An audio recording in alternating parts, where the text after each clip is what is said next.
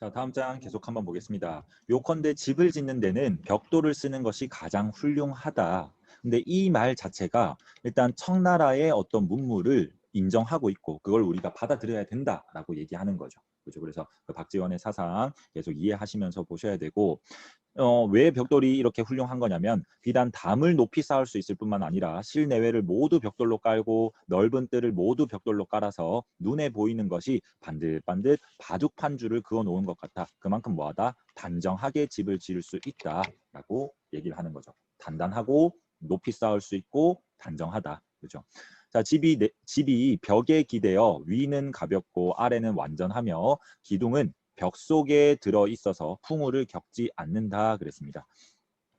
자, 그 말은 뭐냐면 일단 아까 기와 이는 법 얘기했잖아. 그렇죠? 그래서 청나라의 기와는 굉장히 지붕을 가볍게 만들 수 있고 그다음 벽돌로 한 장 한 장 쌓기 때문에 이렇게 벽을 먼저 만들고 그다음 그 벽 안에다가 그러니까 단면도를 그려보면 이게 벽돌로 만든 집의 어떤 바퀴라고 칩시다. 그러면 이 안에다가 이제 기둥을 이렇게 세우는 거잖아.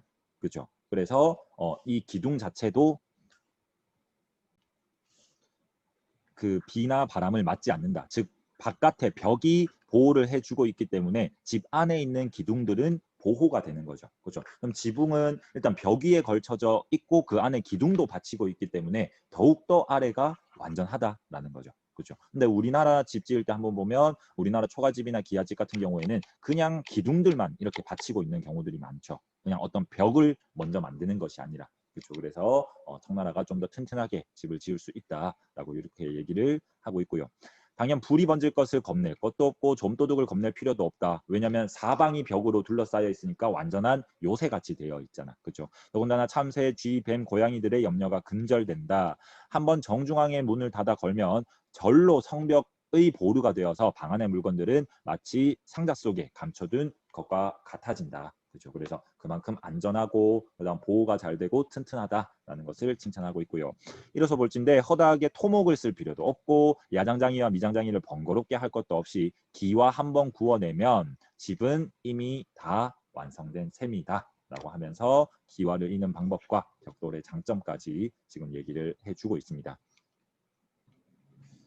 자, 그래서 내용이 중략되고 이제 뒷부분으로 넘어가는데 정오가 되자 자결하는 태양이 내리쬐어서 숨이 턱턱 막혀서 오래 머물 수가 없었다. 그래서 정진사와 나와서 서로 앞서거니 뒤서거니 하면서 가는데 내가 즉 박지원이 정진사에게 성을 쌓는 제도는 어떻던가? 라고 그럼 청나라에 대해서 묻는 거죠. 청나라가 성 쌓는 건 어때? 라고 이렇게 물어보니까 정진사는 벽돌이 돌보다는 못하다라고 대답을 했습니다. 그럼 벽돌은 청나라, 돌은 우리나라라고 했죠. 그렇죠? 그러면 이 우리나라 돌이 더 낫다라고 지금 정진사는 대답을 한 겁니다. 그래서 박지원이 뭐라고 이렇게 얘기를 했냐면 자네가 모르고 있네. 우리나라 성 쌓는 제도가 벽돌을 쓰지 않고 돌을 쓰는 것은 좋은 방책이 아니다라고 얘기를 하는 거죠. 그 말은 벽돌이 더 좋은 방식이다라고 얘기를 하는 겁니다.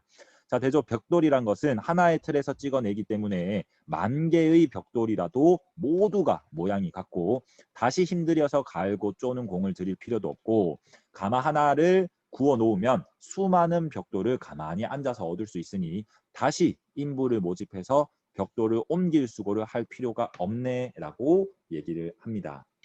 자, 이 내용 정리 한번 해보시면 우리가 이제 어느 공간에다가 성을 만들어야 돼요. 근데 우리나라는 돌을 가지고 성벽을 만들기 때문에 봐봐 돌의 모양은 다 제각기 다르죠.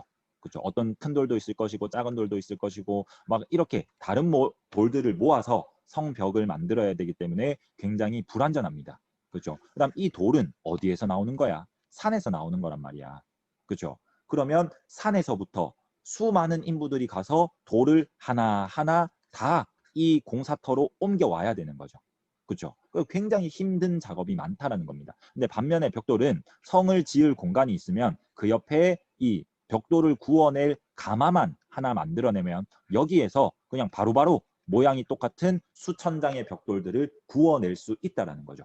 그렇죠? 그러면 그 말은 산까지 왔다 갔다 할 필요도 없고 무거운 돌을 짊어매고 내려올 필요도 없다라는 겁니다. 그렇죠. 그래서 벽돌의 장점 여러분이 잘 이해를 하고 정리를 해 주셔야 됩니다.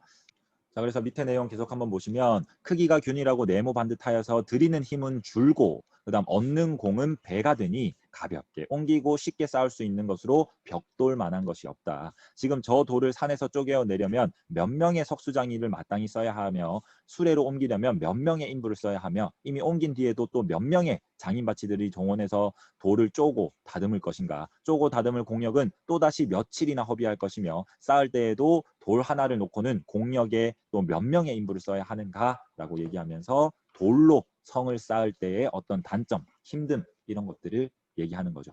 돌도 옮겨야 되고 옮긴 돌을 또 짜맞춰야 되잖아. 크기가 다 다르니까. 그렇죠? 이 돌은 어디 넣고 이 돌은 어디 넣고 그런 것들도 짜맞춰야 되고 또 맞지 않으면 돌을 갈아서 맞게 해야 되고 굉장히 번거로운 작업들이 이루어진다라는 겁니다. 그리고 성을 쌓자면 벼랑을 깎아서 돌을 입히게 되니 이야말로 흙의 살에 돌에 옷을 입히는 꼴이네라고 하면서 역시나 벽돌이 더 낫다라고 얘기를 하고 있습니다.